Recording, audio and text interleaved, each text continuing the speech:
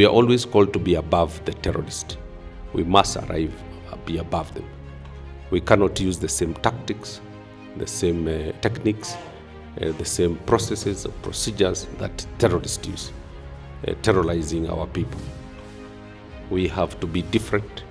We have to use tactics that really distinguish us from terrorists. And those can only be those techniques or tactics that respect the human rights and respect the rule of law.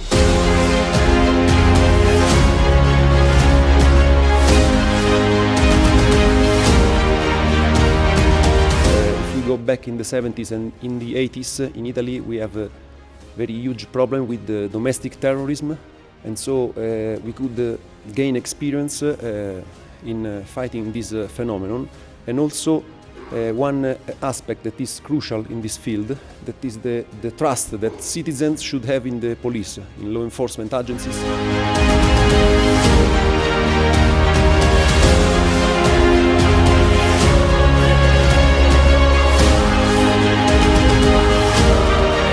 Also, another key factor that I would like to stress is the respecting all regulation and procedure established. The Italian contribution to this project represents a core of the kind of engagement that Italy wants to prosecute with IGAD and all its member states, in the sense of strengthening rule of law, peace and security for the whole region, which is, of course, first of all, of global strategic value, but also a region that is very close to the heart of the Italian people and its government, and with which we want to continue strengthening relations.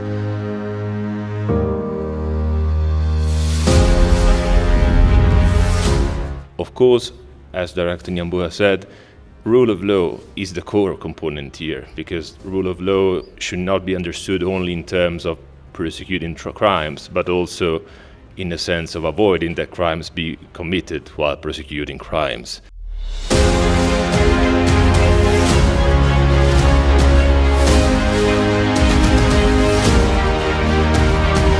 The advantages of generative artificial intelligence for malicious purposes range from interactive recruitment to developing propaganda that influences the behavior, especially using social media channels. New technological advances open multiple doors to infinite possibilities that terrorist groups are prepared to exploit and use to their advantage.